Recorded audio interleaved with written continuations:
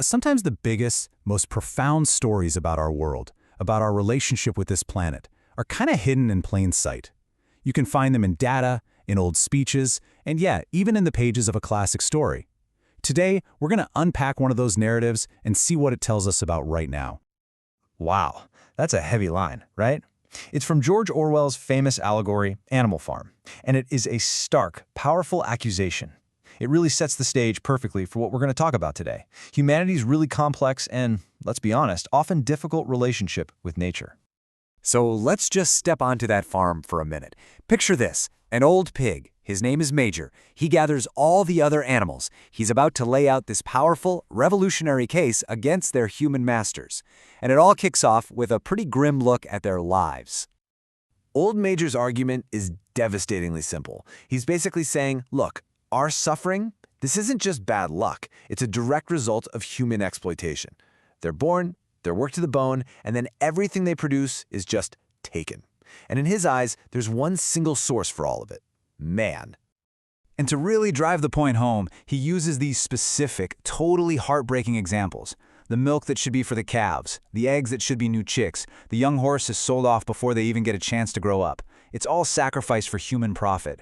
It's a powerful picture of a completely one-sided relationship. And this all builds up to a massive call to action. From where the animals are standing, the solution seems crystal clear: get rid of the exploiter. But as we step away from this fictional farm and back into the real world, you gotta ask, is it ever really that simple? Okay, so let's jump from the barnyard right onto the world stage. Because back in 1972, the Prime Minister of India, Indira Gandhi, she offered a way more complex take on this whole human-environment thing, one that really complicates that simple story of good versus evil. This one question just changes everything. It completely reframes the debate.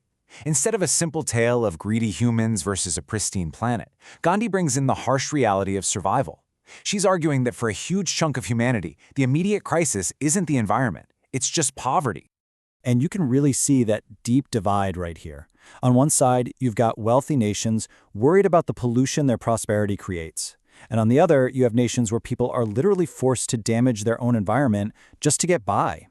I mean, how can you ask someone who is starving to prioritize saving a forest over feeding their family? It's a tough question.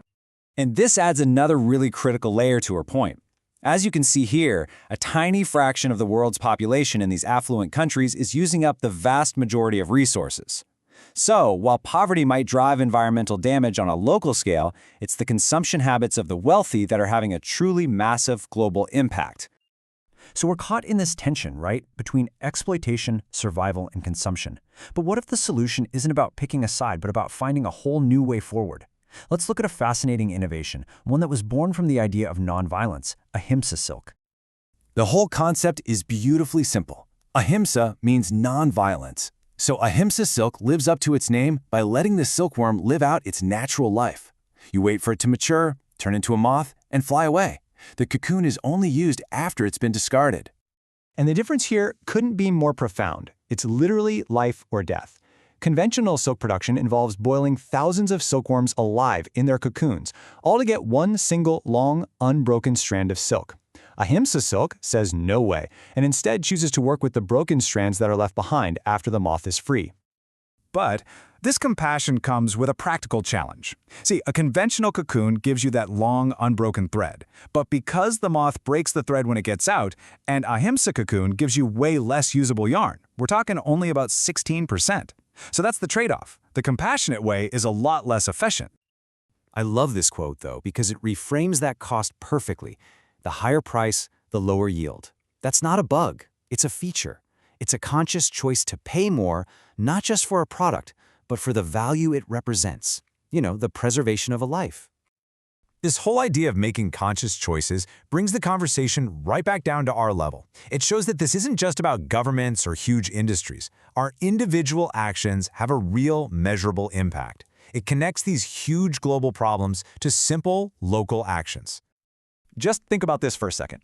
The stuff we use every day has a life that goes way beyond our own. A paper bag? Gone in a month. An aluminum can could be around for 500 years. And a plastic bag? 1,000,000 years. Maybe.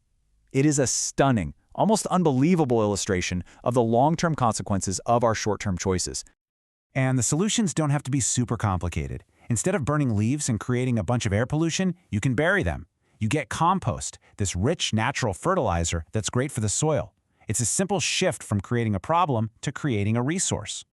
And local action can have a huge, transformative impact. Check out this real-world example.